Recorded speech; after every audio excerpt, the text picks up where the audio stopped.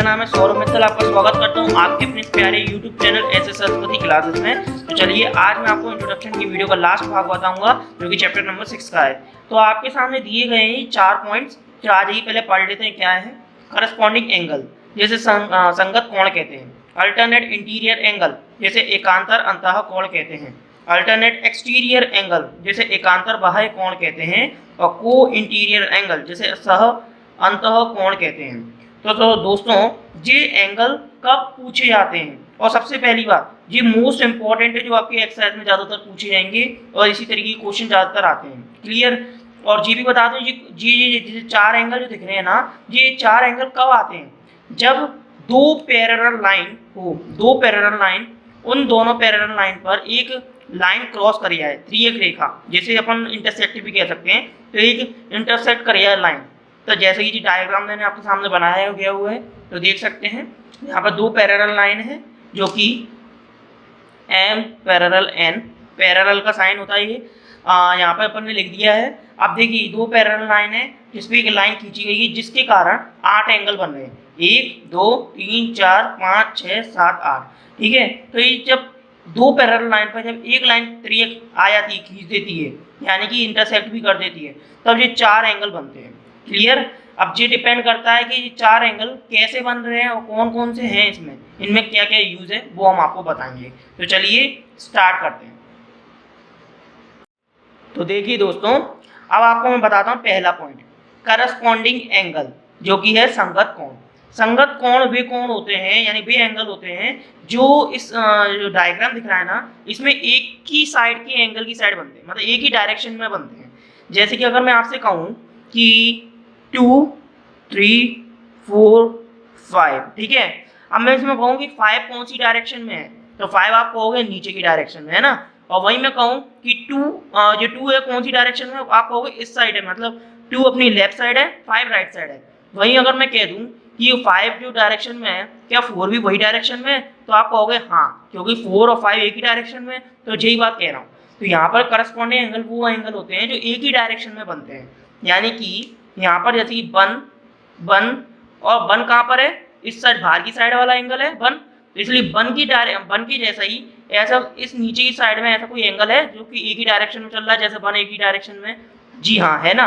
बन की डायरेक्शन में कौन है, 5, यानी 5 और बन एक ही डायरेक्शन में चल रहे हैं। देखिए 5 भी बन भी इस साइड है और 5 भी इस साइड है।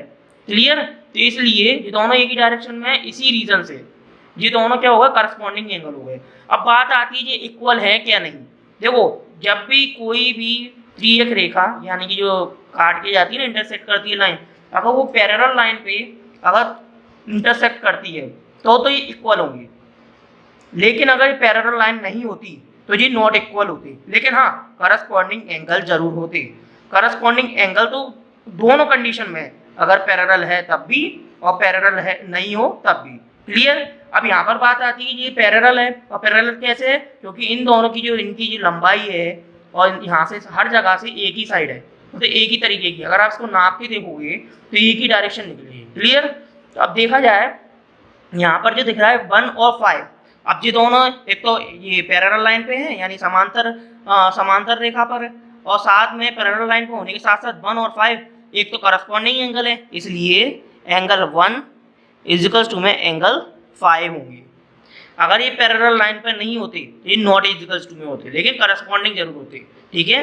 अब देखो जैसे 1 और 5 एक ही डायरेक्शन में है तो ये दोनों करस्पॉन्डिंग हो गए। वैसे ही 2 और 6 भी तो एक ही डायरेक्शन में है, ये देखिए है ना, इसलिए 2 एंगल 2 इजिकल्स टू में एंगल 6 भी होंगे। क्यों, क्योंकि भाई पैरेलल लाइन पे है, समांतर रेखा पर है, तो इसलिए करस्पॉन्डिंग तो है ही, लेकिन साथ में इक्वल भी होंगे, है ना। इसी तरीके से बाकी जो दो एंगल हैं 4 और 8 वो भी हमारे करस्पॉन्डिंग है और साथ में इक्वल भी है। क्योंकि करस्पॉन्डिंग क्यों है, 4 नीचे की साइड जा रहा है, 8 भी नीचे की साइड है, इसलिए इक्वल है और करस्पॉन्डिंग है। साथ में 3 और 7 भी हमारे करस्पॉन्डिंग है और इक्वल भी होंगे। 3 इजिकल्स टू में 7। क्लियर। तो आपको समझ में आ गया ना दोस्तों कि करस्पॉन्डिंग एंगल कौन से होते हैं, जो एक ही जब कोई दो एंगल एक ही डायरेक्शन में जा रहे हैं, जैसे 1 भी एक ही डायरेक्शन में, 5 भी एक ही डायरेक्शन में, तो अब करस्पॉन्डिंग एंगल हुआ। अब इक्वल है या नहीं, जी डिपेंड करता है कि ये पैरेलल लाइन पे है क्या नहीं। अब देखो ये तो पैरेलल लाइन पे है, क्योंकि पैरेलल लाइन पे तो एक तिरछी रेखा खींच गई, यानी इंटरसेक्ट कर गई एक लाइन, इसी रीजन से ये इक्वल है। अगर ये पैरेलल लाइन नहीं होती, सपोज मान लीजिए जैसे ये पैरेलल लाइन नहीं होती तो इस तरीके से होती, एक ऐसे जा रही है और एक ऐसे जा रही है और ऐसे खींच गई, तो देखो ये इक्वल दिख रही है कहीं से, नहीं दिख रही, ये इक्वल दिख रही है। समझ में आ रही है ना? जब दोनों लाइन एक ही डायरेक्शन में जा रही हो तो ही जाकर ये हमारी क्या नाम है इक्वल कहलाती है। करस्पॉन्डिंग तो रहेगी क्लियर। इन कंडीशन पे भी करस्पॉन्डिंग होती है लेकिन इक्वल नहीं होती, लेकिन जब पैरेलल है तो इक्वल भी होगी और करस्पॉन्डिंग भी होगी।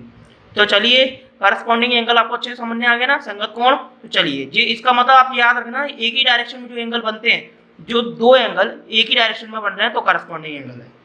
चलिए आगे बढ़ते हैं। अल्टरनेट इंटीरियर एंगल, हिंदी में क्या कहते हैं? एकांतर अंतः कोण, है ना।